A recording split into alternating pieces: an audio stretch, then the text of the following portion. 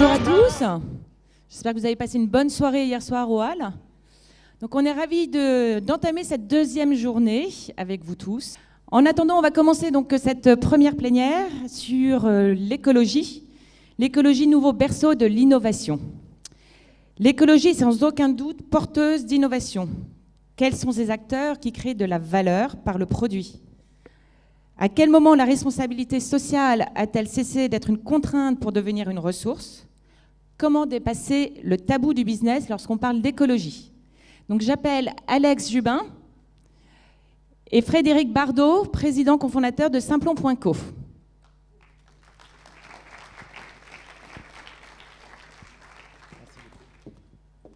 Fondateur de Simplon, une des plus belles ESS, entreprise sociale et solidaire française. C'est gentil. Et tu as co-signé cette tribune avec Antoine Cyr, le directeur de la direction de l'engagement chez BNP Paribas.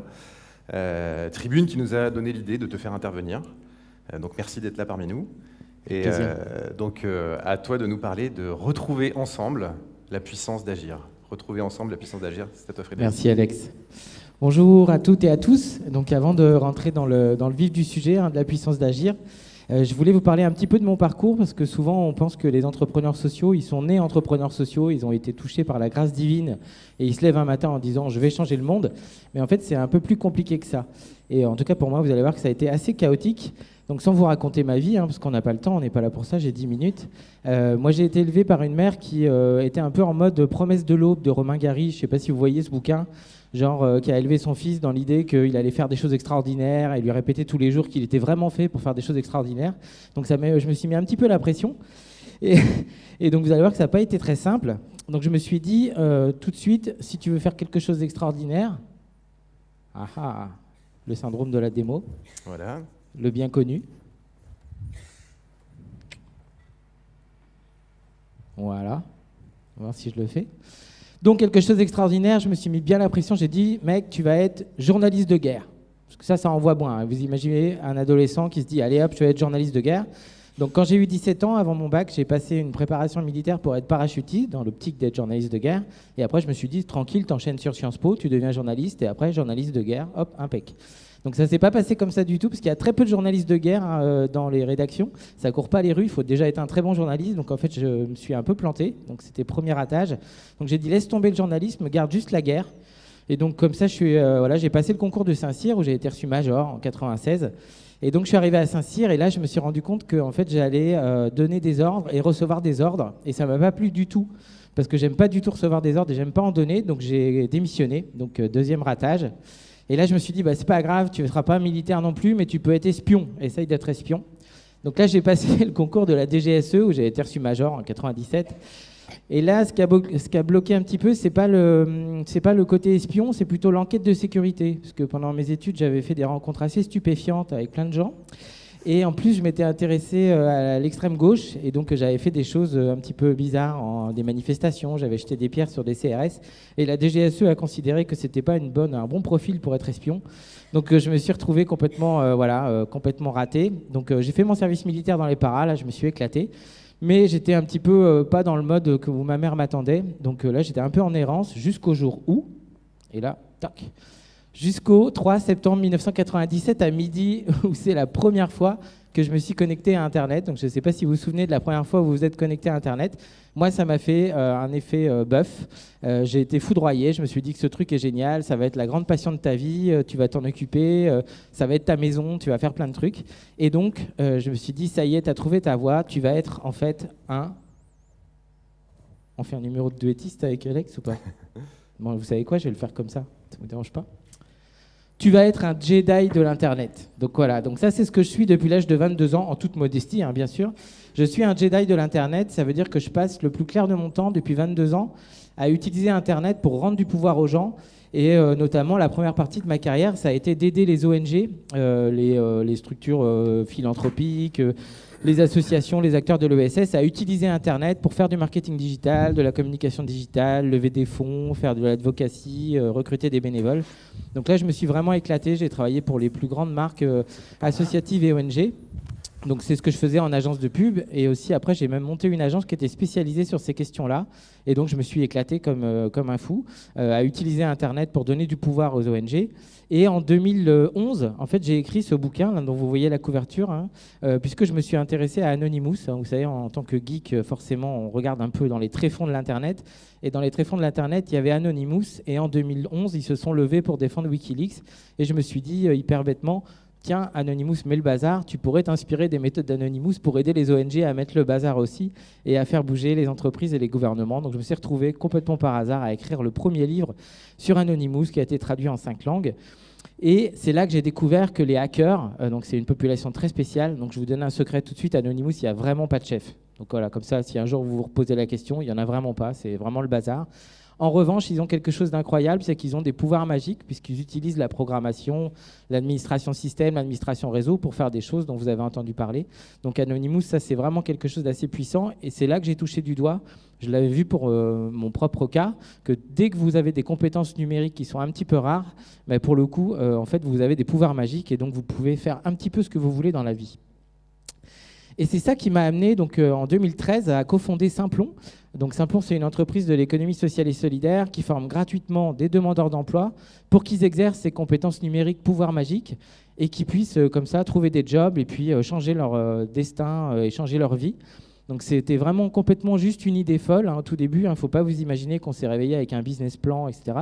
On avait juste vu aux États-Unis émerger des centres de formation accélérés dans la Silicon Valley qu'on appelait les bootcamps. Et on s'est dit, on va prendre leur méthode, on va l'importer en France. On va rallonger un petit peu la durée qui était de quelques semaines aux États-Unis pour qu'on puisse accueillir plein de demandeurs d'emploi, des réfugiés, des gens qui ont des vrais problèmes d'insertion. Et on va rendre ça gratuit, puisque aux États-Unis, c'était à peu près $20 000 pour 9 semaines. Donc c'était un petit peu cher pour un demandeur d'emploi. Donc on s'est dit, voilà, tout simplement, on rend ça gratuit. Donc c'était une magnifique idée, mais c'était une idée un peu folle. Donc on a souvent coutume de dire que nous, on a découvert l'économie sociale et suicidaire.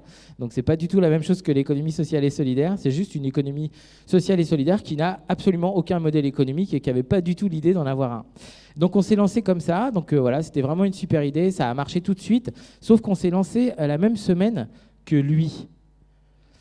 Donc vous imaginez 3 campins sur un canapé un peu pourri à la rue du Simplon, et lui il débarque, et il fait exactement la même chose que nous en mettant 10 millions d'euros de sa poche pour faire l'école 42, qui est un projet incroyable, sauf que nous il est vraiment rentré en percussion avec notre propre projet. Et donc là, on a vraiment flippé, on s'est dit, mince, on est mort, en fait, parce que lui, il est beaucoup plus puissant que nous. Et en fait, c'est le contraire qui s'est passé. Ça a validé l'idée qu'on avait. Donc tout le monde s'est dit, si Niel met 10 millions d'euros pour faire la même chose que Simplon, ça veut dire que Simplon, ça doit être cool aussi. Et donc, en fait, on s'est lancé la même semaine que l'école 42 et on a suivi des trajectoires parallèles. Et c'était vraiment super intéressant parce qu'on est tous les deux passés à l'échelle. Donc c'est le cas de Simplon, qui a maintenant 85 écoles dans 18 pays. Donc on forme des milliers de personnes par an, des décrocheurs scolaires, des gens sans diplôme, des réfugiés, des personnes en situation de handicap. Et surtout, on a une grosse marotte. Je fais un petit clin d'œil parce que je sais qu'il y a pas mal de femmes dans la salle. On a 38% de femmes dans nos écoles, ce qui est complètement, ce qui n'a aucun équivalent. Donc voilà, presque un simplonien sur 2 est une simplonienne. Et donc on pousse aussi les femmes dans les métiers du numérique. Donc ça a fonctionné super bien. Et donc Simplon est passé à l'échelle de cette idée folle. En fait, maintenant, voilà, ça existe et ça fonctionne hyper bien puisqu'à 75%, les gens trouvent un job juste après la formation. Donc voilà, ça a marché. Ça fait presque 6000 personnes qu'on forme comme ça. Et donc voilà, ça, c'est super. Ça marche, ça clique ? Allez, donne. Génial. La démo est finie. Et donc, c'est génial, le numérique, non ? Vous trouvez pas ? C'est super, ça fait rêver, tout ça. C'est un peu comme dans Silicon Valley. Voilà, c'est make the world a better place. Sauf qu'il y a un gros problème avec le numérique, c'est qu'il a aussi une face un petit peu sombre. Et ça, moi, j'ai découvert ça, je le sais depuis toujours, on le sait, ça, c'est le Black Mirror. Donc, le miroir est complètement cassé. Vous connaissez cette série. Il y a plein d'impacts négatifs du numérique, donc je ne vais pas y revenir. Donc, il y a des gens déjà qui ne sont pas connectés. Ceux qui sont connectés, ils sont en situation parfois de difficulté avec le numérique. Il y a l'impact sur les métiers, sur les compétences, sur le travail, sur la politique. Je ne vais pas vous faire l'article. Mais là où j'ai eu, moi, une grosse révélation, il y a 18 mois, c'est sur l'impact écologique du numérique. Et c'est là-dessus que je voulais vous emmener, parce que c'est quand même un peu le thème. Donc, vous allez dire, où est-ce qu'il arrive, là ? Où est-ce qu'elle est, l'écologie ? Donc, on est sur l'impact écologique du numérique. Et ça, c'est très important. Parce que le numérique, on nous a toujours dit que c'était dématérialisé, que c'était virtuel, que c'était dans les nuages et tout ça. Et bien, en fait, pas du tout. En fait, il n'y a absolument rien d'immatériel dans le numérique. Et on dit que chaque octet dans le numérique a un impact sur les atomes dans le monde réel. Donc en fait, il n'y a pas plus matériel que le numérique. Et le premier impact écologique du numérique, ce n'est pas les emails ou Netflix ou des trucs comme ça, c'est les matériels, c'est tout ce qui est hardware. C'est le fait qu'on a 36 milliards, bientôt 50 milliards d'objets connectés, que pour les produire, il faut de l'énergie, des terres rares, plein de choses, que en fait, on les change assez régulièrement, je ne sais pas si vous avez remarqué, genre nos téléphones, nos ordinateurs, etc. Et qu'en plus, on ne les recycle pas, ou très très mal. Et donc, en fait, c'est une vraie catastrophe. Donc, le premier impact écologiste du numérique, c'est les devices, donc c'est les matériels. Et donc, ça, c'est une catastrophe. Et ça finit souvent dans des décharges, comme ici en Chine. Mais il y en a aussi des très belles en Indonésie et en Afrique, par exemple, au Ghana. Et ensuite, les usages qui explosent font que ça empire l'aspect matériel, puisqu'il y a effectivement le cloud, la vidéo, etc. Donc, c'est une catastrophe, le numérique. Ça pollue maintenant plus que le transport aérien, et c'est complètement exponentiel. Donc, qu'est-ce qu'on fait ? À Simplon, nous, on a complètement changé nos manières de faire. Et au lieu de faire des développeurs normaux qui vont sur le marché faire du numérique normal, maintenant, on forme des développeurs éthiques qui ont un sens du green IT, qui savent faire de l'éco-conception logicielle, qui utilisent des low-tech. Parce qu'on se dit que le numérique, ça a du sens uniquement si on respecte un peu le serment d'Hippocrate, qui est donc en latin ici. Mais c'est en gros, le serment d'Hippocrate, c'est d'abord ne pas nuire. Avant de donner des médicaments ou de faire des choses ou d'avoir des impacts, vérifier qu'on ne nuit pas. Et ça, c'est très important de regarder dans ce que vous faites et dans le numérique, il y a un impact négatif. Et donc, je prends souvent l'exemple de Patagonia, qui est vraiment une belle marque qui a pris en compte ces impacts négatifs et qui vit complètement en cohérence avec ça. On est encore loin d'avoir des Patagonia du numérique. Et pourtant, c'est ça qu'il nous faudrait.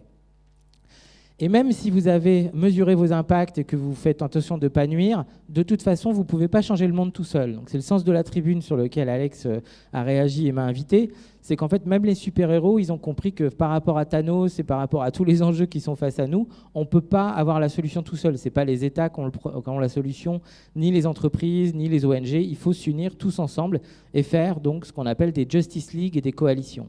Et ça, c'est quelque chose qui nous anime très fortement aussi à Simplon et que je vous invite à creuser parce que c'est dans la coalition et dans l'union qu'on fait la force. Donc des coalitions, il y en a plein. Il y en a une qui a été annoncée ici en juillet lors du G8 par Danone et 34 autres entreprises. Donc c'est le Business for Inclusive Growth. Il y a les universités d'été de l'économie de demain qui ont réuni les Bicorp, les entreprises à mission, les entreprises de l'économie sociale et solidaire. FEST, que j'ai cofondé, donc qui réunit tous les acteurs de la Tech for Good. Et c'est l'objectif numéro 17 des Nations Unies, les objectifs du développement durable. L'objectif 17, c'est des partenariats pour réaliser les objectifs. On ne va pas chacun réaliser les objectifs, il faut qu'on travaille ensemble. Dans le numérique responsable, pour revenir à l'écologie, c'est ce qui est en train de se faire et c'est prodigieux. Il y a l'Institut numérique responsable et des collectifs qui sont en train de s'organiser avec plein d'entreprises pour travailler sur l'éco-conception et pour faire un numérique plus green. Donc ça aussi, intéressez-vous à ça parce que c'est complètement incroyable. Avant, il n'y avait que des experts un peu dans leur coin qui travaillaient. Maintenant, tout le monde est en train de se réunir dans cet Institut numérique responsable. Mais les super-héros, c'est pas mal, les marques, tout ça, les instituts, c'est très bien. Mais en fait, l'intelligence collective et le collectif, vous le voyez, il faut faire la jointure aussi avec les gens. Donc les lycéens s'organisent, les citoyens aussi, les consommateurs s'organisent. Et donc cette intelligence collective, elle doit se faire en Justice League au niveau des organisations, mais aussi au niveau micro, au niveau B2C, avec les individus et les citoyens. Et c'est ce qui est en train de se passer. Et c'est a priori quelque chose que vous devez sentir, que vous devez observer, mais que vous pouvez aussi encourager. Et vous alors, parce que j'avais envie de finir là-dessus, c'est quoi vos super pouvoirs ? Vous êtes des super-héros, vous avez des marques, vous avez des moyens d'action. Donc qu'est-ce que vous faites ? Vous avez des pouvoirs, vous avez donc de grandes responsabilités, si on continue sur la métaphore des super-héros, mais vous avez aussi des grandes opportunités. Donc ce que j'avais envie de vous dire pour conclure, c'est qu'avec vos marques, avec vos moyens, vous pouvez vous aussi être acteur de changement, comme le dit Ashoka, et travailler ensemble et créer des coalitions. Et c'est un peu à ça que je vous invite, et je sais que la table ronde d'après va vous conforter dans l'idée qu'il faut absolument agir. Et donc je vous remercie, mais nous avons absolument besoin de vous. Merci beaucoup.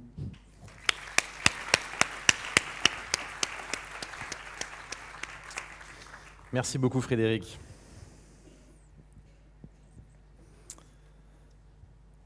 Surfer la vague. Quel plus bel endroit que Biarritz pour vous parler de vagues. Et dans l'innovation, la vague elle ressemble plutôt à ça. La courbe d'adoption d'innovation que vous connaissez bien, avec toujours les early adopters, ensuite les majorités, et puis les retardataires. Donc voilà la vague. Et cette vague explique, cette courbe d'adoption d'innovation explique très bien des concepts, des marchés, les tendances des marchés, notamment le marché du smartphone, qui est maintenant un marché de renouvellement, le fait que plein de boutiques de cigarettes électroniques ferment, ou que les GoPro ne se vendent plus comme elles se vendaient. Et cette courbe explique aussi toutes les disruptions et les vagues successives d'innovation. Exemple, dans la photographie, où l'industrie de la pellicule a été complètement balayée par l'avènement du numérique, les appareils photo numériques ont aussi été secoués par le smartphone. Aujourd'hui, la plupart d'entre nous, le meilleur appareil photo numérique qu'on a jamais eu, c'est notre smartphone. Et puis une industrie que je connais bien, qui est l'industrie de la musique, où l'industrie du disque a été énormément chamboulée par l'avènement du MP3, du numérique. Et encore une fois, on retrouve le smartphone, alors, un sujet que je connais très bien, puisque j'ai créé les équipes et les applications mobiles de Deezer. Donc voilà pour les vagues successives, et vous la connaissez bien, cette révolution numérique. Elle a donné lieu à des disruptions. Récemment, on a vu la débâcle de Thomas Cook dans la presse, c'était très récent, il y a 2 semaines. Donc son lot de débâcles et de disruptions, mais aussi son lot d'opportunités et de nouveaux acteurs.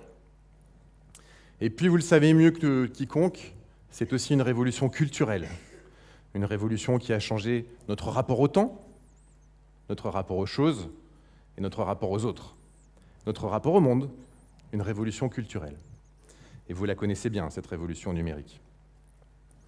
Alors, quelle est la prochaine vague? C'est la question qu'on se pose tout le temps dans l'innovation. C'est quoi la prochaine vague? Quelle est la prochaine vague? Eh bien, des disruptions commencent à pointer leur nez, par exemple dans l'assurance. Le PDG d'AXA qui avait dit qu'une planète qui se réchauffe n'est plus une planète assurable. Et puis, des vissages en cours de bourse de certaines compagnies de réassurance aux États-Unis à l'arrivée des ouragans. Donc des disruptions écologiques commencent à apparaître. Et moi, je vais vous parler de la révolution écologique. Je pense qu'on en est là. Et on en est là aussi sur la consommation, l'alimentation, manger moins de viande par exemple, réduire ses déchets, prendre moins l'avion ou même sur le do-it-yourself, faire soi-même ses produits ménagers. Alors j'ai une petite question pour l'audience. Est-ce que vous avez dans votre entourage, amis, famille, enfants, parents, collègues, quelqu'un qui a commencé à agir sur ces choses-là, réduire ses déchets, consommer moins de viande, devenir flexitarien, faire soi-même ses produits ménagers? Il y a beaucoup de mains levées, hein? Beaucoup de mains levées. Vous la sentez, la vague? Vous la ressentez? Elle est là. Et ce n'est que le début. Parce qu'il y a beaucoup de vagues parallèles, beaucoup d'innovations parallèles. Et c'est aussi une révolution culturelle qui va changer notre rapport au monde. Et qui va amener son lot de disruptions et d'opportunités. Et pour illustrer ces opportunités et parler de ces opportunités, eh bien, je vais accueillir des intervenants particulièrement inspirants. Je vous demande d'accueillir Dorothée, cofondatrice de Joe, Gilles, le directeur réseau de Biocop, et Marc, le directeur marketing Europe de Loop.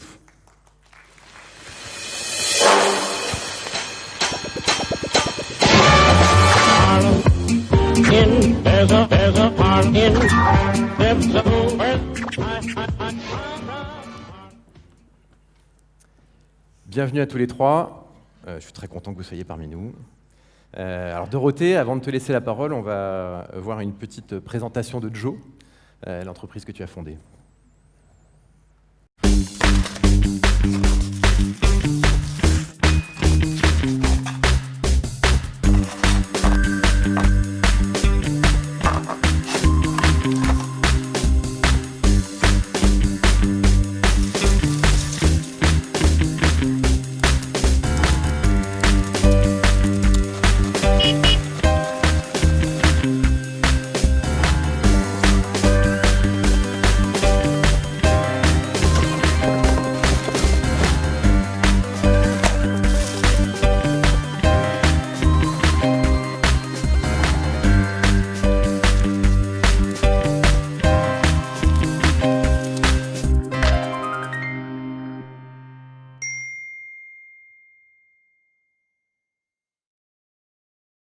Alors Dorothée, est-ce que tu peux, s'il te plaît, revenir sur ton parcours qui est fortement lié à l'histoire de Joe?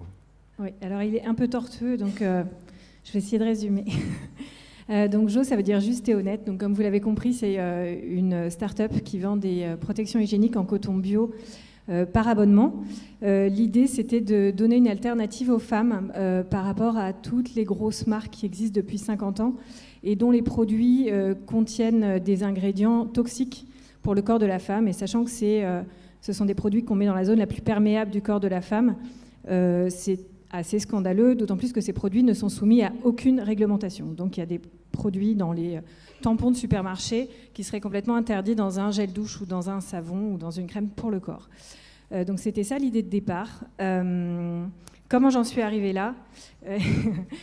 En fait, au départ, moi j'étais journaliste santé surtout, journaliste freelance pendant 12 ans.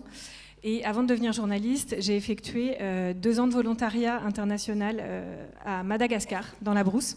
Donc j'ai enseigné pendant 2 ans, a priori une expérience complètement déconnectée du reste, mais qui finalement, avec Jo, prend tout son sens. Mon idée, en fait, ça a toujours été d'essayer d'avoir un impact. Donc avec le journalisme, c'était l'idée. J'ai été un peu déçue par certains aspects de ce métier. Donc je suis heureuse aujourd'hui de pouvoir avoir un impact aussi petit soit-il avec Jo. Entrepreneuse. Voilà. Et il y a aussi une partie solidaire, puisque Jo fait des grandes choses de ce côté-là. côté-là. Oui, absolument. En fait, avec Jo, on reverse une partie de notre chiffre d'affaires, pratiquement 2%, à des associations qui soutiennent des femmes dans la précarité. Donc, ce n'est pas forcément que des dons de produits. Par exemple, on soutient une association à Abidjan qui recueille des femmes victimes de la traite. Et on a un énorme impact sur cet asso, surtout en ce moment on est en grosse croissance, donc on peut faire des dons de plus en plus importants. Donc ça veut dire qu'on peut nourrir là-bas plus de femmes, offrir une psychologue à ces femmes et à ces toutes jeunes filles aussi. Donc cet aspect solidaire, il est présent depuis le début parce que c'est 10 centimes par boîte depuis la première boîte vendue, ce qui pour une start-up est un gros effort, mais ce qui finalement, pour toute notre équipe, nous porte beaucoup, et avec ma cofondatrice Colline Mazera, nous donne vraiment beaucoup d'énergie au quotidien. Et pour Jo, le besoin initial des clientes, c'est l'enjeu de santé. Oui, absolument. Au départ, les femmes sont venues vers Jo parce qu'il y avait un énorme besoin, suite à toutes les révélations de blogueuses et journalistes sur les compositions des produits classiques. Et en fait, donc au départ, le besoin, c'était de santé. Il y en avait certaines, c'était ah là là, je savais pas que je me mettais tout ça dans mon vagin. Effectivement, c'est un scandale. Donc, je veux passer au coton bio certifié. Et pour d'autres, et alors pour beaucoup, on a remarqué que c'était le premier pas vers le bio. C'est pas forcément des clientes qui étaient la cible, c'est pas du tout les femmes qui utilisent le bio à la base. C'est surtout des femmes qui veulent prendre soin de leur santé et de la santé de leurs filles aussi. Il y a des papas aussi qui s'adressent à nous. Donc c'est vraiment un premier pas vers le bio, et on s'aperçoit en leur parlant, parce qu'on a le lien en permanence avec nos clientes, que ce premier pas les amène à consommer un peu mieux pour les produits pour le corps en général, et puis peut-être pour l'alimentation aussi. Donc c'est une entrée vers le bio pour beaucoup d'entre elles. Et on peut faire le lien avec Yuka, en tout cas vous êtes complètement sur cette révolution culturelle. Le premier pas vers le bio qui va se développer ensuite.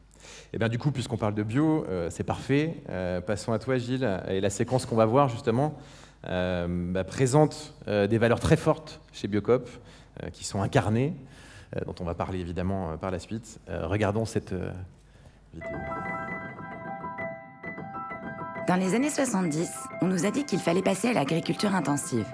On a résisté en créant notre bio, une agriculture paysanne plus respectueuse de la terre et des hommes. On nous a dit, votre bio, personne n'en voudra. Pourtant, on était nombreux, consommateurs et producteurs, à vouloir manger sain et local.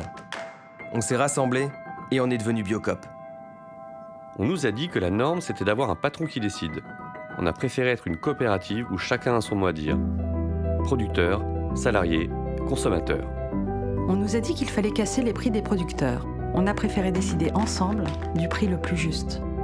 On nous dit que les consommateurs veulent manger de tout, toute l'année. On préfère leur proposer les fruits et légumes locaux, et seulement quand c'est la saison. On dit encore qu'il est normal de vendre de l'eau en bouteille plastique. On a décidé d'en arrêter la vente, même si c'était notre produit le plus vendu. On nous dit qu'il faut tout emballer parce que c'est plus pratique. On pratique le vrac depuis 30 ans pour lutter contre le suremballage. On dit qu'un magasin doit inciter à dépenser. On préfère que nos magasins incitent à partager. On nous dit que se lancer en zone rurale, c'est du suicide. On continuera de s'y implanter dans le but de recréer du lien social. Demain, on nous dira encore compétitivité, productivité, rentabilité. On répondra équité, responsabilité, solidarité. Si notre bio est unique, c'est parce qu'elle est coopérative. Et s'il y a encore beaucoup à faire, c'est ensemble que l'on réussira. Bienvenue chez Biocop. Biocop, La bio nous rassemble. Inspirant. Alors Gilles, du coup, je te propose de nous parler de ton parcours et de comment fonctionne le réseau Biocop.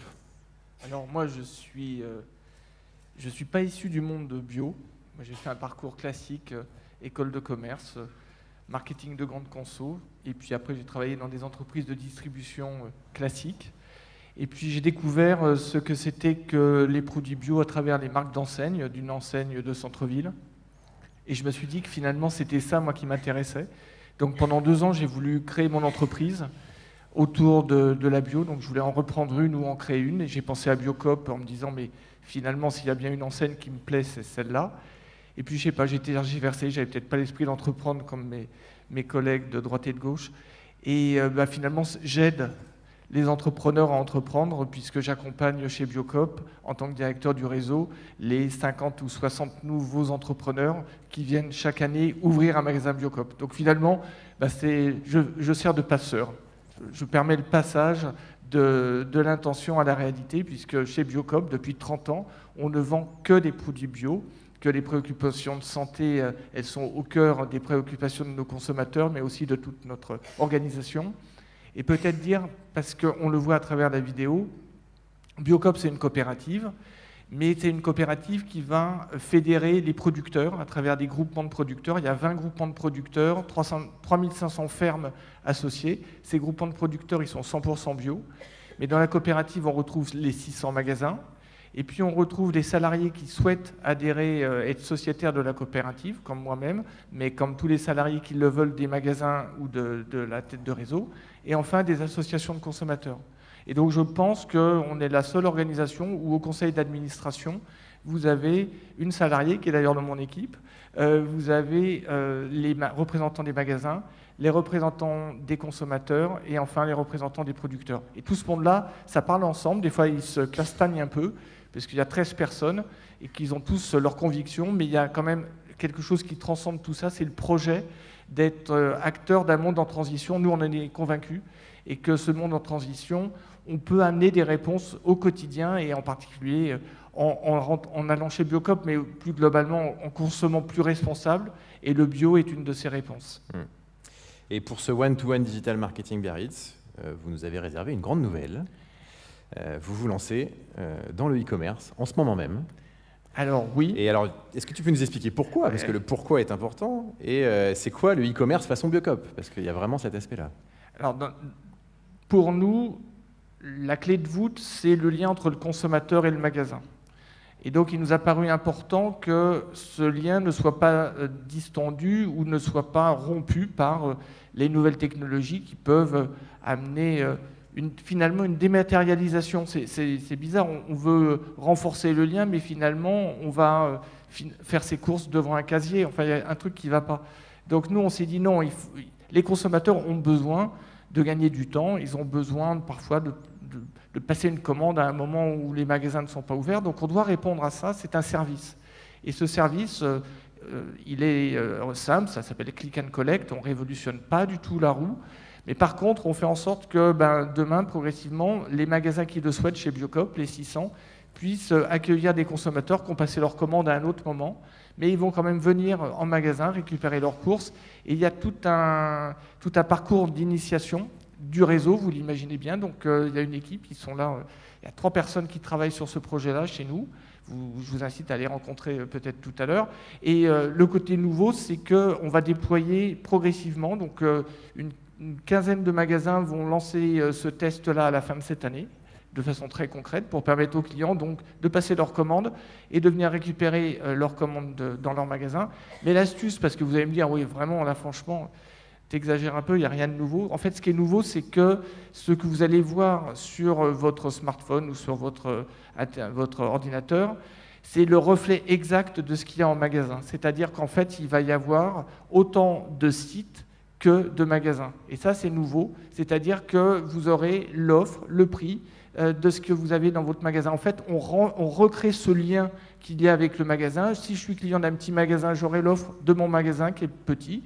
À l'inverse, si je suis client d'un gros magasin, j'aurai toute l'offre de mon grand magasin. Et ce déploiement, on va le faire tout au long de l'année 2020, par grappe, avec des magasins volontaires qui servent de tuteurs pour les autres. Donc toujours dans une logique de coopération au sein de la coopérative. Du digital de proximité. Ben oui, c'est ce qu'on essaye. Alors après, il y aura d'autres choses, hein, évidemment. Il y a d'autres étages à la fusée, mais ça sera peut-être l'occasion d'en reparler l'année prochaine. Seconde étape, la suite, tu m'as parlé e-boutique plus tard, produits... Oui, parce qu'évidemment, on a des entrepôts, on doit avoir 12 000 références. Donc on se dit quand même 12 000 références, un magasin il en a 7-8 000 parce que les magasins choisissent dans un catalogue très large. Donc sur certaines familles de produits, c'est tentant d'amener en effet une offre plus large en accessibilité aux consommateurs. Et là, ça ne sera donc pas préparé en magasin, mais ça sera préparé dans nos entrepôts sur des thèmes précis. Ce qui est spécifique à Biocop. Oui, c'est ça. Eh bien Marc, passons à toi et à Loop, une des plus belles aventures entrepreneuriales dans les entreprises à impact, avec de grandes ambitions, et vous travaillez déjà avec beaucoup de grandes marques. Je vous propose d'abord de découvrir le fonctionnement de cette innovation. La crise des déchets est en train de devenir le mal du siècle. Alors que moins de 10% des déchets plastiques sont recyclés au niveau mondial, la plupart finissent dans la nature, menaçant les écosystèmes et la biodiversité. Nous devons agir vite pour contrer les effets désastreux de cette pollution et changer les modèles de consommation en favorisant la réutilisation. C'est l'objectif de Loop. Pour cela, nous travaillons avec des dizaines d'entreprises et de marques de toute taille pour vous proposer leurs produits dans des emballages consignés, réutilisables et durables. Plus besoin de sortir vos poubelles, Loop récupère les contenants directement chez vous pour les nettoyer, les remplir chez nos partenaires et les remettre dans la boucle. Nous souhaitons encourager une façon de consommer plus responsable. Et pour cela, nous avons besoin de vous. Votre participation à Loop nous permettra de développer notre plateforme et de faire entendre notre vision commune. Toute l'équipe de Loop est engagée au quotidien pour créer un monde dans lequel les emballages ne représentent plus une menace pour notre planète. Passez à l'action, rejoignez Loop et entrez dans la boucle. Alors Marc, pareil, reviens sur ton parcours et présente-nous aussi les débuts de TerraCycle et de Loop. Donc TerraCycle, c'est une entreprise qui a été fondée il y a une quinzaine d'années par un jeune entrepreneur hongrois émigré au Canada et qui a décidé d'arrêter Princeton en première année parce qu'il a eu cette idée révolutionnaire de voir dans les déchets une plus-value. Et donc il a commencé par en fait créer un business model qui est entièrement basé sur la notion de l'élimination du concept de déchets. Et donc, tout simplement, ce que ça veut dire, c'est qu'il y a un modèle économique derrière le recyclage de n'importe quel produit. Et en fait, on vous dit que certains produits ne sont pas recyclables, comme un mégot de cigarette, par exemple. En fait, le mégot de cigarette, il est recyclable. Il suffit juste de trouver un modèle économique qui va le rendre recyclable. Donc, c'est ce que Tom Zaki, le CEO de TerraCycle, a fait.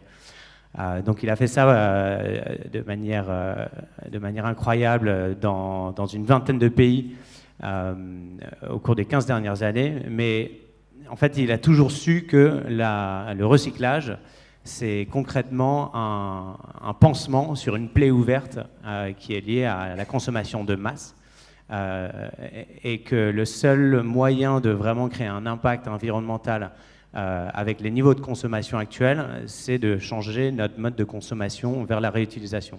Et c'est ce qu'on essaie de faire avec Loop. Loop, qu'est-ce que c'est ? C'est un monde sans déchets, c'est des poubelles vides, et c'est l'intégralité des produits que vous consommez quotidiennement dans des contenus qui sont réutilisables, lavables, et qu'on va re-remplir, et après réenvoyer ou remettre à disposition des consommateurs. Et avec les marques, vous les aidez justement sur ces contenus et contenants ? Voilà, et donc il faut voir Loop un peu comme la chip Intel qui va dans plein d'ordinateurs différents. Et donc Loop, on travaille avec plein d'acteurs, des grands acteurs de la grande distribution aux États-Unis ou en France comme Carrefour, des marques comme Procter & Gamble, Unilever, Danone, Nestlé, mais aussi des toutes petites marques françaises comme Les Petits Bidons, La Fabrique Provençale, où on a récemment lancé de la bière sur Loop, donc vous pouvez acheter maintenant votre bière circulaire.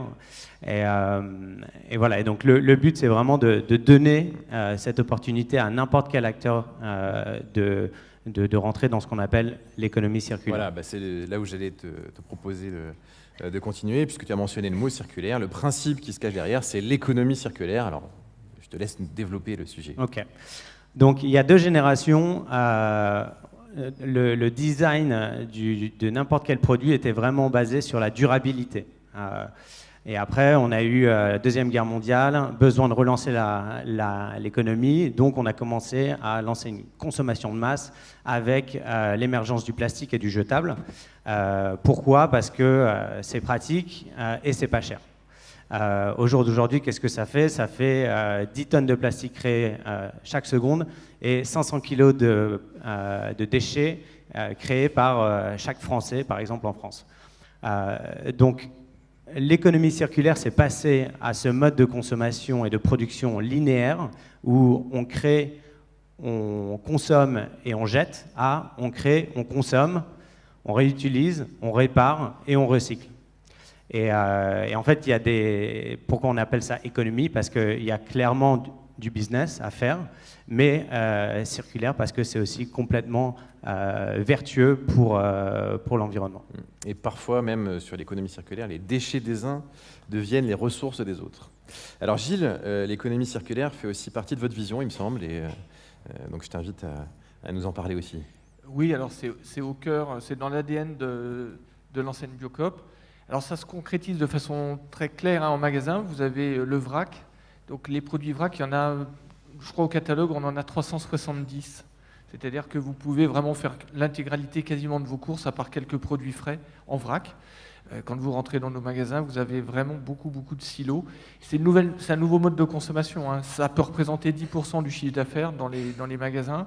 Ça nécessite en effet des nouveaux gestes. C'est des contenants. Maintenant, on a des balances où vous pouvez venir avec votre contenant. On la tare à l'entrée et ça permet de repartir avec vos produits. Mais ça, c'est quelque chose de nouveau. Hein. On l'a oublié, mais ça a existé, on l'a oublié, ça revient. Donc c'est de l'innovation. C'est quelque part une innovation, comme tu disais, la révolution écologique. La consigne, on regarde ça évidemment. Donc on a des tests en cours. Alors nous, on est très sur les boucles locales, donc d'essayer d'avoir le traitement de la consigne au plus proche du magasin. Mais c'est intéressant, c'est complémentaire d'autres expériences parce que ça amène un nouveau geste auprès des consommateurs. Et puis finalement, nos amis belges, il y a peut-être des Belges dans la salle ou des Suisses ou des Allemands, ils ont l'habitude, hein, il n'y a pas une bouteille de bière qui n'est pas recyclée, enfin, et consignée. Donc on se dit que les Français ne sont pas plus bêtes que les Belges. Et puis on est aussi dans cette logique de local, c'est-à-dire qu'on va toujours privilégier la production locale à la production internationale. Donc ça, vraiment, c'est un point aussi important. 15% de nos chiffres d'affaires sont faits par des produits locaux. Donc on le privilégie vraiment beaucoup. Et on est 100% hostile au transport par avion. Donc chez Biocoop, quand vous achetez un produit qui vient de loin, il est venu en bateau, mais il n'est jamais venu par avion. Donc voilà, c'est un peu comme ça où on s'inscrit dans cette économie circulaire.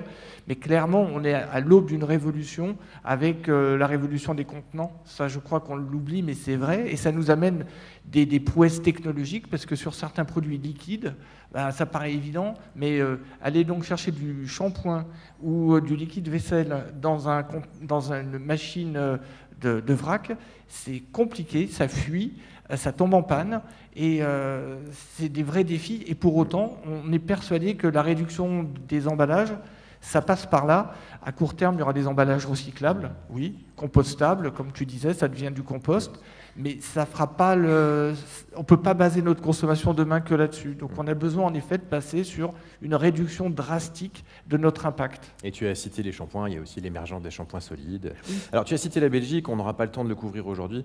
Cette révolution, elle est internationale. Hein. La Belgique est très réveillée aussi sur ces sujets-là. Et puis vous le voyez aux États-Unis, en Angleterre, toi qui vis à Londres, c'est des choses dont on a parlé.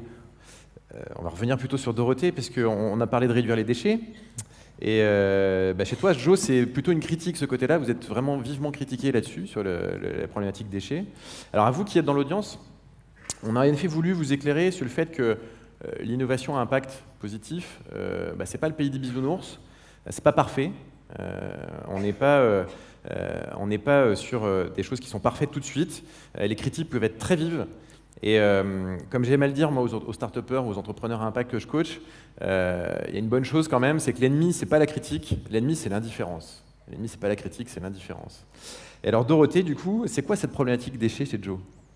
En fait, on fait des protections hygiéniques en coton bio certifié. Alors, les emballages sont compostables. C'est du coton bio biodégradable. Le plastique est biodégradable, certes, mais le fait est que souvent, ça finit à l'incinérateur. Donc, on est assez... À cause de la poubelle, parce qu'on le met dans la poubelle classique. Oui, voilà. Donc, on est critiqué par certains internautes là-dessus, parce qu'effectivement, il y a des protections jetables qui existent, soit cup ou du lavable, qui ne conviennent pas à tout le monde dans toutes circonstances. Donc ces protections-là d'urgence, c'était nous de faire une alternative pour ces millions de femmes qui utilisent comme tu disais, le pas jetable. à toutes les générations aussi. C'est ça. Les cups, tu m'avais dit mentionné. Ouais. Et donc l'idée, c'était déjà qu'il n'y ait plus de plastique à la fois sur nos corps et dans la nature, ni de toutes ces quantités de chlore. Cependant, on reste critiqué par certains, donc je disais surtout sur les réseaux sociaux. Nous, on est assez pas tranquille avec ça parce qu'on a vraiment envie de s'améliorer. Mais en fait, on se dit, déjà on a fait ça, déjà c'est bien. On avait en plus, au départ, on s'est lancé franchement avec 80 000 € en tout pour lancer la boîte. Donc on avait des problématiques de contraintes industrielles, c'est-à-dire qu'on s'est adressé à des industriels qui faisaient déjà ces produits finis et donc pas de financement pour le R&D à notre disposition. Là, ça fait 1 an et demi qu'on est lancé, on est en croissance, on fait une levée de fonds. L'idée, c'est vraiment de pouvoir améliorer ça. Peut-être sourcer des produits qui auraient moins d'impact. Aujourd'hui, il y a des choses qui sont en train de se lancer avec du chanvre, du bambou. Qu'est-ce que ça donne ? Tout est à étudier, mais on a vraiment lancé notre responsable produit là-dessus et elle va recruter une équipe là-dessus. Donc il faut bien commencer quelque part. Et c'est pas grave si au départ, c'est pas parfait. C'est vraiment ce qu'on se dit et c'est ce qu'on explique aussi à ceux qui s'adressent à nous en étant un peu virulents, c'est qu'on dit oui, mais déjà on l'a fait, déjà il y a une alternative. Donc c'est un début et ça va s'améliorer. Et tu m'avais parlé des adolescentes où certaines des solutions ne sont pas adaptées. Oui, quand on a des internautes qui me disent mais enfin passer à la cup c'est la vie, vous êtes des pollueuses et des capitalistes. Ces solutions sont très bien. Et on dit oui, ces solutions, on dit la cup est une super solution. Maintenant proposez ça à une jeune fille de 11 ans ou parlez-en à sa maman, je pense pas que ça va passer. Et puis il y a aussi pour des raisons anatomiques, pour des raisons de mode de vie. Quelquefois, c'est pas une solution qui est complètement adaptée, tout comme le lavable. Donc voilà, en jetable, on avait besoin d'une alternative. Elle n'est pas parfaite, mais déjà, elle existe et elle va s'améliorer. Et une belle vision entrepreneuriale avec du développement derrière. Et Gilles, du coup, vous avez aussi des points sur lesquels vous êtes vigilant chez Biocop, du côté de ce qui peut être amélioré. La vigilance, elle commence par le produit. C'est-à-dire qu'on est bio, donc on est... soumis au label la certification d'EcoCert, mais pour nous, ça ne suffit pas. Donc on a un cahier des charges qui est vraiment plus exigeant que le cahier des charges classique. Typiquement, dans notre cahier des charges, on est 100% bio. Dans le cahier des charges européen, on pourrait être 95%. Donc chez nous, on ne vend que des produits bio. Et puis, dans la liste des ingrédients, on va interdire un certain nombre d'ingrédients. Par exemple, les arômes sont tous des arômes bio. Alors bon, je vous en parle parce que ça fait partie de ces ingrédients ultra transformés qui vont bientôt devenir un point d'intérêt pour le consommateur. Et nous, là-dessus, on y est très vigilants. Et puis, cette vigilance au niveau du cahier des charges, elle va bien sûr sur le mode de production. Donc, le fait d'avoir des groupements de producteurs, ça nous aide parce qu'on connaît les ficelles du métier. Donc, ça nous permet d'être plus incisifs dans nos plans de contrôle et puis aussi dans notre cahier des charges. Et le cahier des charges, il est aussi au niveau social, il est au niveau des magasins. Donc, au niveau des magasins et du social, on s'inscrit dans l'économie sociale et solidaire. Et les magasins, les rémunérations, c'est 1 à 5. Alors, on pourrait aller à 1,7, mais ça a été bloqué à 1 à 5. La marge des magasins est aussi limitée pour permettre au bio d'être accessible au maximum. Et enfin, on est vigilant dans le cahier des charges sociales avec nos prestataires. C'est-à-dire que nous-mêmes, on s'impose par exemple 75% de CDI. On s'impose un SMIC plus 10. Donc il n'y a pas un salaire chez Biocop à moins de SMIC plus 10. Et on essaye d'amener nos partenaires également dans cette dynamique-là. En particulier, je pense à la livraison à domicile, où il y a beaucoup de choses à dire. Et où on essaye faire en sorte que les magasins ils diffusent ce modèle social mieux disant. Donc exigence au niveau des produits, évidemment, de l'amont jusqu'à la mise en marché, et puis exigence sur l'environnement, sur le cahier des charges sociales. On a aussi une exigence avec nos prestataires au niveau communication, par exemple. On a un cahier des charges pour la pub qui est drastique. On imprime avec des encres végétales, limitation des ancrages et ainsi de suite. Mais bon, ça serait le directeur de la com qui en parlerait mieux que moi. Et voilà, il y a ce souci de cohérence. En fait, derrière tout ça, la ligne vertébrale, c'est d'être cohérent et faire en sorte, un peu comme ce que tu viens de dire, on sait très bien qu'on n'est pas... Il y a toujours des points d'optimisation. Mais néanmoins, le point de cohérence, c'est sûrement là où on nous attend le plus, et faire en sorte qu'à un moment, on ne soit pas à faire un grand écart entre une prise de position et une réalité dans les magasins. Et cohérence qui rime avec confiance. Oui, c'est un vrai sujet, la confiance. La confiance, le bio, c'est basé sur la confiance. Alors évidemment, on adore faire du bashing de tout ce qu'on aime, donc on commence à voir dans un certain nombre de revues que les consommateurs sont critiques ou ont de la suspicion. Alors les réseaux sociaux n'aident pas, et donc c'est pour ça qu'on a besoin de réassurer avec des bases très fortes, et notre cahier des charges, c'est la clé de voûte de la confiance. C'est-à-dire que clairement, quand on dit il n'y a pas de transport par avion, il n'y a pas de transport par avion. Quand on dit il y a 0%, enfin 100% bio, c'est 100% bio. Quand on parle de la saisonnalité, il y a interdiction de vendre des tomates en hiver parce que ce n'est pas la saison des tomates. Si un magasin se fait prendre en vendant des tomates, il risque l'exclusion. On a un magasin qui s'est fait exclure l'année dernière parce qu'il était en dehors des clous sur un certain nombre de critères. Vous, consommateurs, vous ne l'auriez pas vu. Mais nous, on a eu des faisceaux convergents qui nous ont dit « attention, danger ».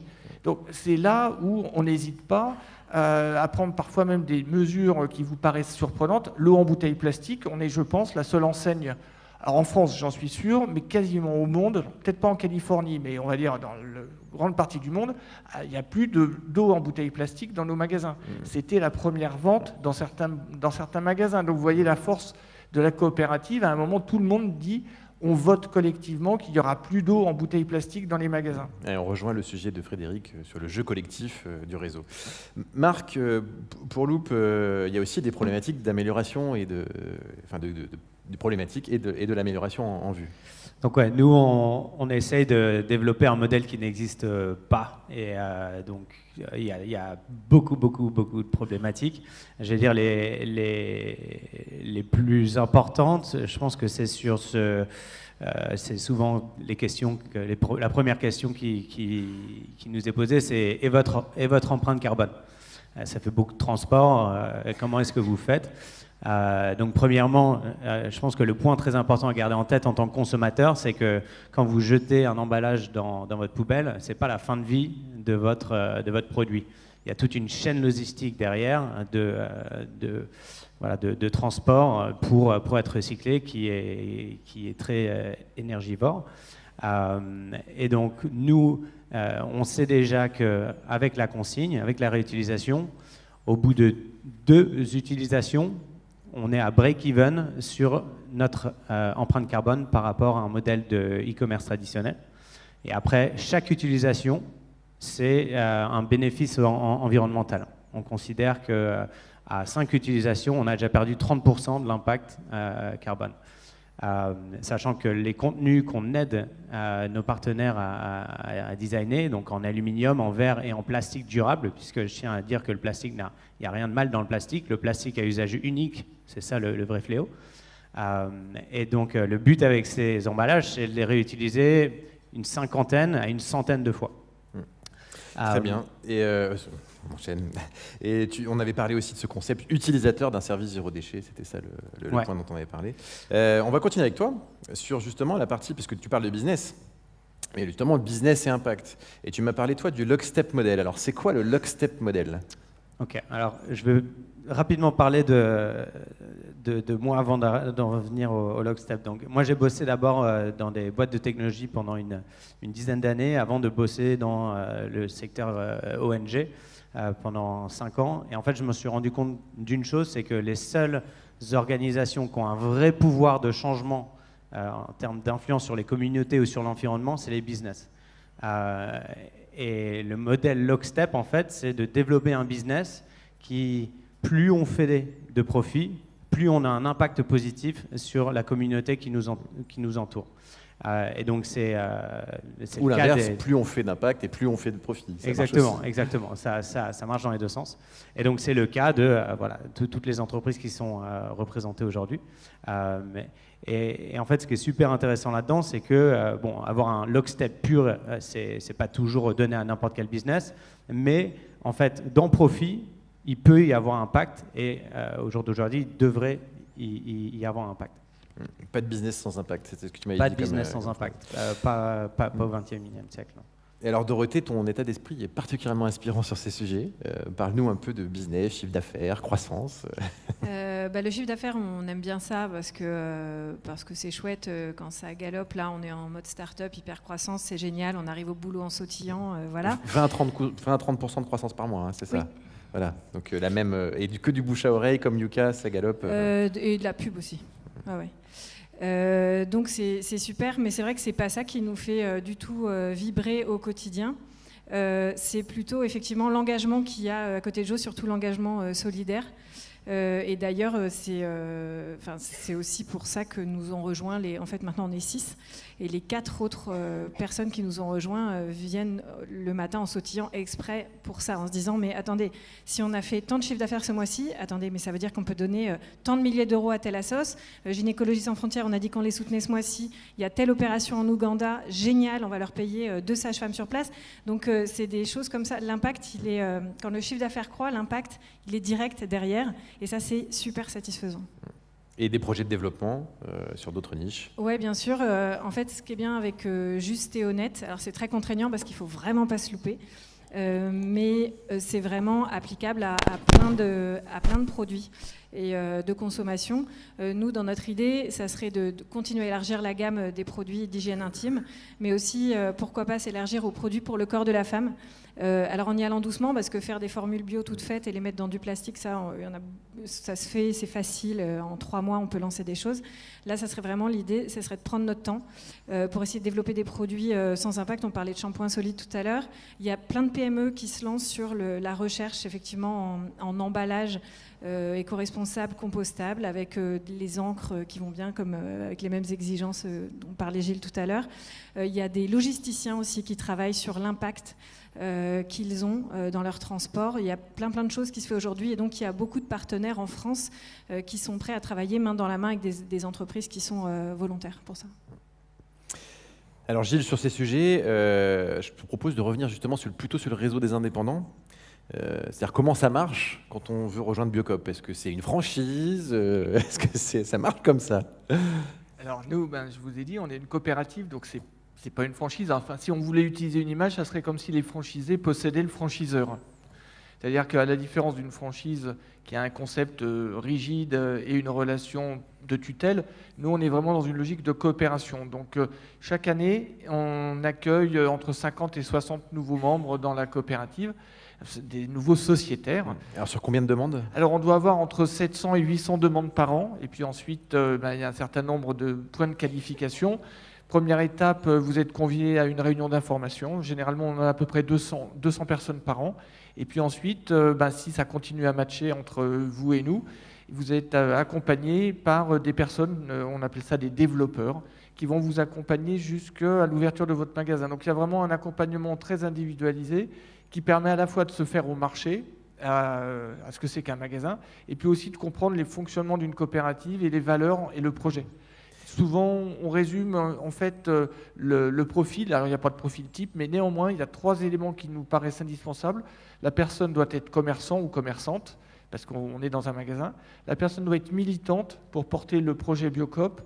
Et puis, elle doit être chef d'entreprise, parce qu'au bout du bout, les magasins, ce sont des emplois, ce sont des salariés, ce sont des problématiques, un environnement global, des parties prenantes. Et donc, chef d'entreprise, ça ne s'invente pas. Et vous avez des profils très compétents, en tout cas particuliers, qui viennent à vous. C'est pas. En fait, moi, je suis surpris. Sur un chemin de vie. Oui, je suis chez Biocop depuis 5 ans. J'assiste à un rajeunissement des porteurs de projets, des gens de plus en plus jeunes. Historiquement, c'était des quadras qui avaient fait 20 ans de carrière, qui était parti avec un beau chèque parce qu'un jour il ne pouvait pas devenir DG et qui se disait j'ai peut-être envie de donner un peu de sens à mon envie d'entreprendre. Maintenant, les gens viennent plus jeunes et je vois arriver des trentenaires qui nous disent j'ai fait 50 conseils, un peu comme votre parcours. J'avais une belle carrière devant moi, puis je me suis dit mais pourquoi ça n'a pas de sens. En anglais, ils appellent ça les bullshit jobs ou les jobs à la con en français. Et vraiment, c'est réel. Nous, on voit des gens qui disent mais moi, j'ai envie de faire du concret. Demain, j'ai une fille justement qui accompagne une développeuse dans mon équipe. Elle a fait des études de boulangerie. Elle a fait une école de commerce, puis après elle a fait un CAP de boulangerie, et là elle aide des gens à entreprendre, et je pense qu'elle ouvrira elle-même son magasin. Donc il y a un rajeunissement. Après on ouvre aussi... Et puis on rejoint là-dessus la quête de sens dans le monde du travail. Oui, la quête de sens dans le monde du travail, c'est très important. On ouvre, je ne l'ai pas dit, mais on ouvre en format économie sociale et solidaire. Alors soit en scope, donc des coopératives de salariés, soit en format classique, mais avec le label ESS, qui est rendu possible depuis 3 ans.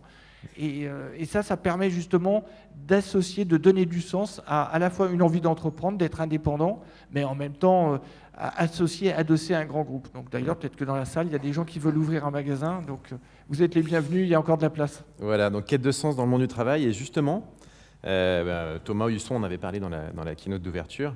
Moi, un des sujets sur lesquels je travaille beaucoup en transformation écologique des entreprises, c'est la marque employeur. Et je rappelle, marque employeur, c'est marque recruteur et marque employé, pour les salariés qui sont déjà présents. Et moi, je le vois surtout, par exemple, je vis à Niort, et vers chez moi, il y a Maïf, et Maïf arrive à attirer des super profils et à les garder qui fassent des choses incroyables chez eux. Donc, c'est une question pour toi, Marc. Est-ce que Loop est un aimant à bon profil ? Alors, bien sûr, je ne peux pas répondre non à cette question.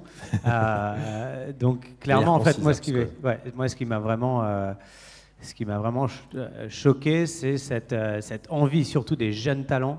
C'est une des premières questions qu'ils nous posent, et on voit une passion vraiment forte, parfois prête à accepter un salaire qui va être un petit peu en deçà de l'équivalent qu'ils vont avoir dans un gros groupe. Mais après, ce qui est incroyable, c'est qu'une fois qu'on a ces recrues, donc nous, il faut savoir qu'à Loop, il y a 2 ans, il y avait 1 employé. Aujourd'hui, on est 85 sur 2 pays. Et en fait, c'est le côté incroyablement vrai des gens. Donc, il n'y a pas de masque. Tout le monde est vraiment passionné, engagé et se livre à 100%. Et ayant travaillé dans des grands groupes moi-même avant, c'est quelque chose que j'avais jamais vécu. Et la marque employée, c'est la motivation au quotidien. Dorothée, tu peux en parler aussi. J'ai plus de... Ah si, c'est bon. Ouais, en effet, nous aussi, en fait, avec Colline, mon associé, on a pas mal communiqué sur LinkedIn notamment, sur ce qu'on faisait de temps en temps, ou bien de temps en temps on avait juste une petite blague en tête et on la faisait, mais c'est vraiment toutes nos communications, c'est vraiment en mode selfie avec un smartphone et voilà, c'est pas trop souvent pour pas lasser, mais on communique comme ça et finalement ça a attiré beaucoup de gens et on a été super étonnés à chaque annonce qu'on a passée de voir arriver des très gros profils et des gens entre 30 et 40 ans avec une belle carrière et qui étaient prêts à se retrousser les manches et en nous disant ok, le salaire est beaucoup moindre que ce que j'avais avant, mais ça a du sens. Et je serais contente de bosser pour cette cause-là. C'était notamment, alors d'abord parce qu'on vend des produits sains, mais aussi parce qu'on a cet impact social-là auprès des femmes dans la précarité. Alors attention cependant, notre but c'est vraiment que leur salaire revienne à égal de ceux d'avant, parce que ça peut pas non plus être une excuse de dire attends, ton métier il a du sens, t'es gentil, on t'enlève 10 cas. Sujet, ouais. Ça faut se méfier. Moi je l'ai vécu dans le journalisme et c'est pas du tout bon à terme et c'est pas bon pour la boîte. Donc nous l'idée c'est de donner des parts déjà dans l'entreprise pour compenser les 2 premières années et avec la levée de fonds de pouvoir les payer mieux. Mais en tout cas au départ, un job qui a un sens, ça attire des profils très bons de manière très étonnante. Super, merci Dorothée. Et ben pour finir, je vous propose chacun de donner un petit conseil aux entreprises qui passent à l'action, en quelques phrases. Marc. Moi, je vais rebondir sur quelque chose que Dorothée a dit. En fait, on n'aura jamais juste du premier coup. Donc l'idée, c'est vraiment de se lancer, c'est de faire des petites choses à l'échelle de nous employés, mais aussi de nous consommateurs. Donc qu'est-ce que vous pouvez faire avec, que ce soit chaîne de logistique, que ce soit ressources humaines, etc. Et après, en tant que consommateur, bien sûr, on ne va pas tout faire, mais quels sont les petits gestes que vous pouvez faire à votre échelle. Et tu avais mentionné aussi les assessments B Corp, les tests B Corp. Oui, bien sûr. Donc, B Corp, pour ceux qui ne connaissent pas, c'est un super test pour évaluer son entreprise sur plein de critères différents, comme le traitement des employés, votre chaîne logistique ou autre. Et en fait, je vous invite à aller sur bcorp.com où vous pouvez faire un test assez rapide pour évaluer votre entreprise sur plein de facteurs sur lesquels vous pouvez travailler. Et qui vont aider à vous inspirer sur quoi agir. Dorothée, petit conseil? Moi, mon conseil, ce serait d'être totalement transparent, hyper honnête, et en fait, ça passe toujours auprès des consommateurs. Alors nous, on en est conscients au jour le jour, parce qu'on est une entreprise en ligne, donc on a des réactions à chaud des consommateurs. Mais quand une consommatrice nous dit j'ai reçu mes produits dans un carton beaucoup trop grand, c'est un scandale, on lui dit ok, envoyez-nous une photo, on l'envoie au logisticien, effectivement, c'est pas normal. Quand on dit qu'il y a un défaut sur un produit, on dit bah oui, effectivement, la semaine dernière, on est allé à l'usine pour en parler et on est en train de bosser dessus. Mais ça va aussi dans l'autre sens, c'est-à-dire que si une consommatrice nous dit « Ah génial, vos tampons 100% coton bio m'ont changé la vie », on dit « Attention, si les tampons avec applicateur sont 100%, sans applicateur, c'est à 97,5% de coton bio. » Et il n'y a jamais de déception derrière, jamais. Et la transparence, c'est aussi dire « Ouais, on n'est pas parfait. Vous nous critiquez, mais vous avez raison, et vous savez quoi, on va s'améliorer. » Super. Donc, et ça passe toujours. Gilles? Moi, je dirais deux choses. Un, c'est vous êtes tous acteurs du changement. C'est-à-dire qu'on est dans un monde en transition et qu'on peut être acteur du changement par sa consommation, par ses actions, par son travail. Mais cette notion d'acteur du changement, on est acteur, ça c'est très important. Et le deuxième point, c'est la notion de cohérence. C'est-à-dire qu'on ne peut avancer que... D'abord, il faut de la dynamique, mais on ne peut avancer que s'il y a de la cohérence et s'il y a de l'alignement. Sinon, il y a de la dispersion. Et au bout du bout, on perd soit ses consommateurs, soit ses fournisseurs, soit ses salariés. Mais c'est la cohérence qui, dans la durée, fait que 30 ans après, un modèle aussi disruptif à l'époque que Biocoop est toujours là et fier de l'être. Et merci pour cette cohérence aussi dans ces paroles. Et Frédéric, je te propose de prendre le micro et de conclure sur ces conseils, puisque... Merci tu en as aussi. de m'avoir fait faire l'introduction et la conclusion. Je crois que voilà, on a des bons exemples. Il n'y a pas de business à faire sur une planète morte, donc ça c'est clair. Donc voilà, que vous soyez tous bien rassurés là-dessus. Et non seulement il n'y en a pas à faire, mais en plus si vous avez des enfants, moi j'en ai 5, calez-vous sur vos enfants et regardez ce qu'ils pensent, la manière dont ils vont consommer, les consommateurs que ça va être, les citoyens que ça va être. Et en fait, calez vos modèles économiques là-dessus, parce que c'est eux le sens de l'histoire, c'est eux les générations futures. Et donc voilà, et puis l'union fait la force, hein. Je vais quand même faire la boucle jusqu'au bout. Et voilà, merci Alex. Merci d'avoir fait la boucle, Frédéric. Je pense qu'on peut les applaudir déjà.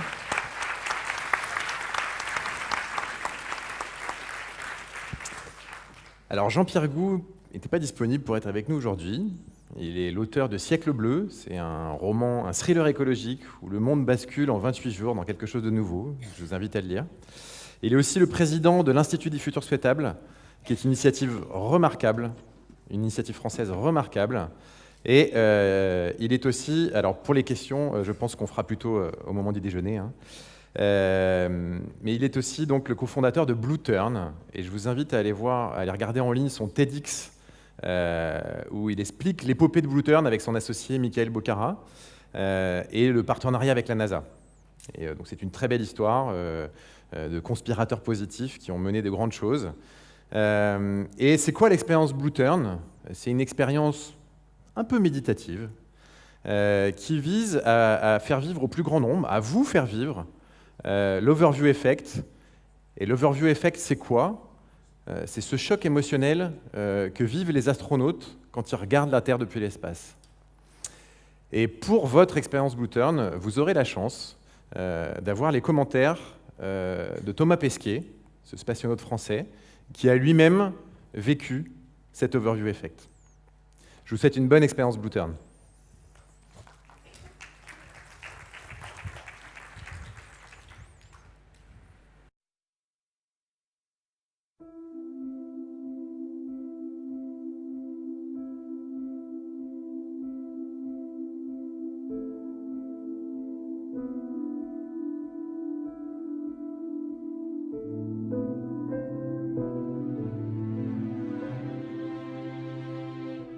Quand on voit la Terre comme ça, ce qu'on voit aussi beaucoup, c'est du rien tout autour en fait. C'est ça qui choque.